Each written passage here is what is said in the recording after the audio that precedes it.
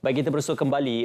Juga sedikit peringatan dan juga perkongsian berkenaan tentang kes COVID-19 yang telah pun meningkat dilaporkan di peringkat domestik dan juga tempatan. Jadi ini mungkin peringatan kepada anda yang masih lagi belum mendapatkan dos penggalak ataupun ingin mendapatkan dos penggalak kedua di beberapa PPV ataupun di beberapa pusat-pusat pemberian vaksin yang disediakan. SOP yang perlu dipatuhi dan juga pastikan anda melakukan ujian kendiri sekiranya pergi ke tempat-tempat yang penuh dengan khalayak ramai. Betul. Dan apa yang boleh kita kongsikan iaitu terus menjaga diri anda, menjaga keluarga anda dan jangan petikan diri kalau kita rasa mungkin ialah kurang sihat sebagainya, elakkan untuk berada di tempat awam dan juga kalau boleh elakkan anak-anak kecil berada di tempat yang ramai orang ataupun sesak kerana sekarang ni kanak-kanak juga dilaporkan mencatatkan kes yang tinggi berikutan dengan influenza. Jadi apa yang boleh kita lakukan sebagai ibu bapa perlu untuk menjaga keselamatan anak-anak anda. Okey. Juga berita yang kita terima juga, Bank Negara Malaysia telah pun meningkatkan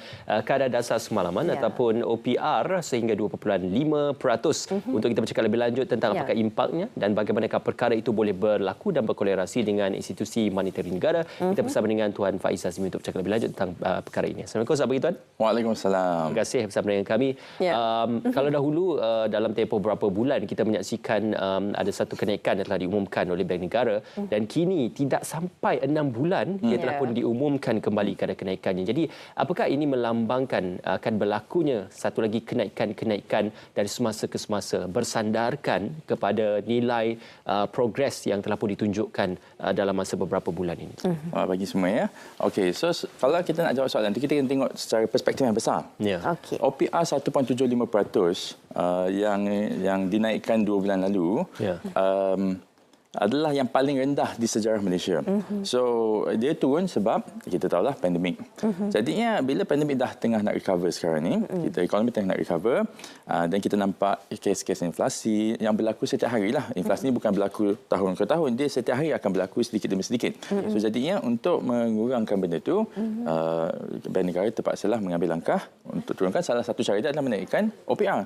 So, bila ekonomi makin recover dan ekonomis pun predict yang bulan September nanti, ini bukan spekulasi tapi prediction dia sahajalah, benda ini akan dinaikkan lagi. Kita tak boleh kontrol lah sebagai pengguna. Baik, dan pastinya pinjaman juga akan terkesan berikutan dengan OPR, kenaikan OPR ini. Antara pinjaman-pinjaman ataupun antara perkara yang akan terkesan dengan OPR ni, kebiasaannya apa yang akan dimulakan dulu? Nombor satu kita cakap pasal pinjaman perumahan lah. Minta maaf, itu memang yang paling besar. Kalau kita kata rumah 300,000 kata murah, kereta 300,000 dah mahal. So maknanya rumah boleh 500,000 dan 800,000 dan ada orang akan mengambil hutang yang penuh lah. Kita panggil full loan untuk beli rumah sebab dia tak ada deposit. Okey, tak apa. So kalau dia punya amount tu banyak dan dia punya kadar pinjaman tu dinaikkan walaupun sedikit pun, memang akan terkesan dari segi installment, bayaran bulanan yang perlu dibayarkan setiap bulan kepada pihak bank. Now, selain daripada pinjaman yang sedia ada, pinjaman yang akan datang pun akan diefek juga. Maknanya untuk orang yang dia belum lagi beli kereta, sebab kereta selalunya adalah pinjaman tetap. Dia akan efek dari segi sebelum OPR, kadar yang di-offer adalah contohlah untuk satu kereta jenama Continental 2.1%. Ini kes benar. Tapi bila OPR tu naik je, bank tu pun alamak, kos kami dah naik. And this is a fixed rate loan. So kami akan naikkan, dia tarik balik offer yang ada tu. Sebab orang tu tak sign lagi. So dia pergi bagi kadar kereta sama, orang sama, 2.25%. So benda ni kita pun boleh nampak.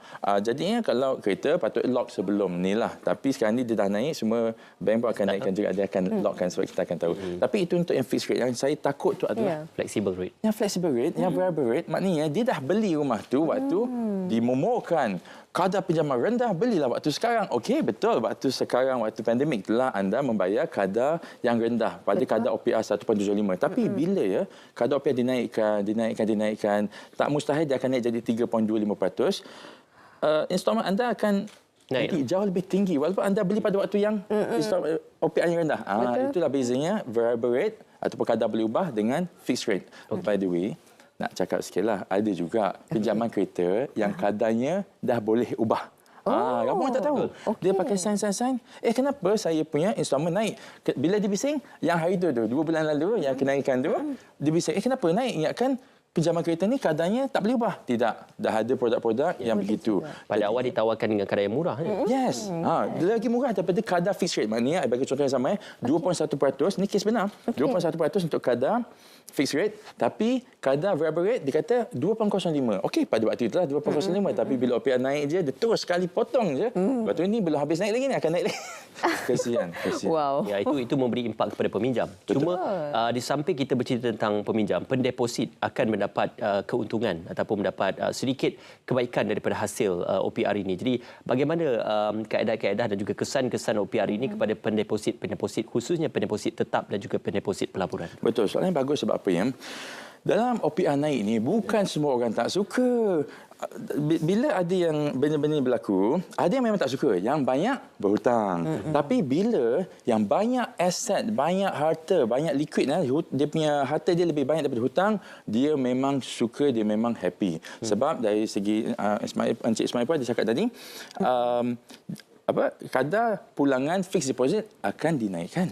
Okey. Tapi kadar deposit ni bila dia naik, kadar-kadar pulangan yang lain pun akan naik juga. Contohlah ya, kita ambil ASB. Waktu OPR sedang tinggilah, kadar pulangan ASB lebih tinggi daripada waktu 2 tahun yang sebelum ini. 4.25% dan 5%. Itu pun OPR ekonomi recover, OPR belum dinaikkan lagi. Tapi kita tahu kita ada nampak DP correlation. Not causation ya, tapi correlation. Maknanya ada faktor-faktor yang menyumbang yang menyebabkan pulangan daripada aset-aset daripada tabung-tabung ini yang liquid dia lebih tinggi. Sebab itulah ada orang dia lebih suka melabur dalam aset-aset yang liquid. Sebab dia boleh gerakkan bila-bila masa. Kalau kita ambil contoh rumah tadi, betul, rumah itu adalah satu aset, tapi hutang itu adalah liability. Tapi rumah dia itu tidak boleh disuka-suka untuk jual beli sebab dia mengambil masa yang lama untuk ditransaksikan. Tapi hutang tu hari ini OPR naik, hari ini esok juga bank-bank akan naikkan dia punya BR. Ada bank dah cakap lah 8 Julai dia naik. Dah bagi tahu awal-awal esok. Ini dah naik dah.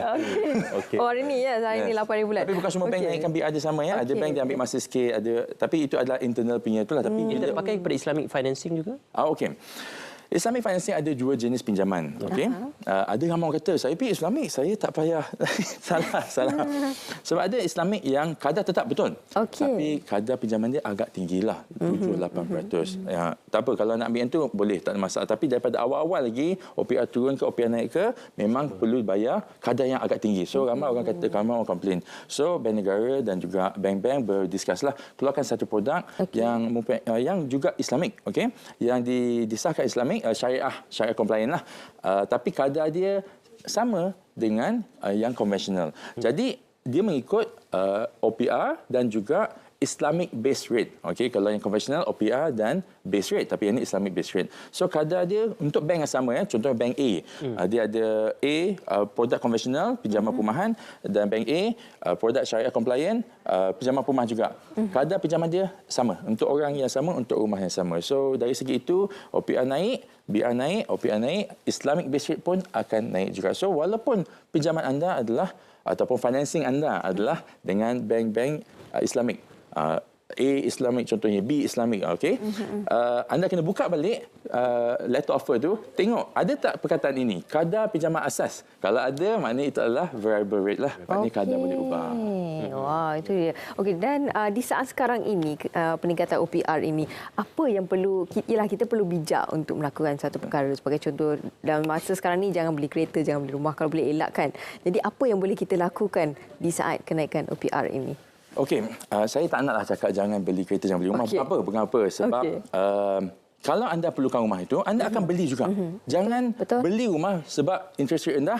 Jangan tak beli rumah sebab interest rate tinggi. Itulah yang patut kita cakap. Beli rumah sebab apa? Sebab yang kukuh. Contohnya, sebelum ni kita pernah cakap, kita memang dah suka tempat tu, tak nak pindah-pindah lagi. Anak dah 7 tahun, dia dah ada kawan. Kita tak nak uprootkan dia, tak nak cabut dia daripada berkawan-kawan pergi sana, pergi sini kalau menyewa kan. Biarlah kita sebagai ketua keluarga ataupun ketua keluarga kedua lah, ibu yang bekerja untuk travel jauh sikit, biar jangan anak dan keluarga tu berpindah rendah. Okey, so beli rumah tu. Tak ada masalah. Kereta yang dah lama tu dah tak ada safety feature, dah terlalu buruk. Keperluan lah kan. Beli tak ada masalah. OPR naik turun should not matter. Tapi Untuk orang yang beli rumah sebab OPR rendah, beli kereta sebab ada exemption dulu kita cerita, tapi bukan sebab keperluan, dia memang akan rasa sakit sekarang ni sebab bila benda dah naik, itu satu. Nombor dua, untuk dah macam gitu, contohnya dia beli waktu OPR rendah and then ada pula orang kata maybe akan dinaikkan balik ke kadar 3.25% sebelum pandemik tu. Ini nasihat yang saya boleh bagilah. Ambil loan calculator, pergi letak kadar pinjaman yang ada sekarang ni tapi berdasarkan OPR naik sampai 3% sekurang-kurangnya. Boleh letak situ, tengok installment yang ada. Dulu maybe bayar 1,000 sebulan, tapi kalau kadar naik sampai 3.25%, OPR, BRU pun akan naik sampai banyak tu. Lepas tu, tengok installment kena bayar 1,500. Mula dari sekarang, bayar 1,500 kepada rumah tu. Tapi 500 ekstra tu jangan bayar kepada bank sebab kita letak kat dalam tabung-tabung kita lah, tabung SB. Sepikan lah.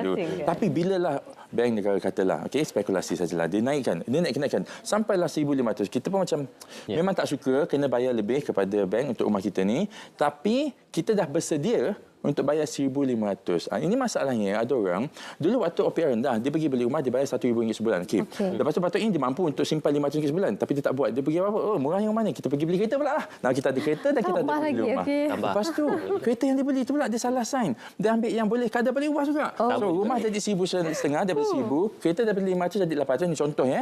So, ekstra dia adalah RM800. Daripada bayar RM1,500, dapat bayar RM2,300. Dah lah waktu 2 tahun tu, kenaikan OPR sikit-sikit tu, dia tak membuat saving. Macam kawan kita lagi satu, dia saving RM500. Alamak naik, tak apalah, at least ada saving. Cuma sekarang dah tak payah save. Ya, yang penting ilmu pengurusan keuangan. Betul. Kita merancang pembelanjaan kita, khususnya sama ada turun naik kadar OPR dan juga turun naik kadar faedah dan juga kadar faedah pinjaman. Terima kasih Tuan Faiz kerana bersama dengan kami. InsyaAllah, kalau ada masa kita boleh lanjutkan dan juga kita boleh gambarkan perbincangan lebih menyeluruh berkaitan isu OPR dan juga isu inflasi.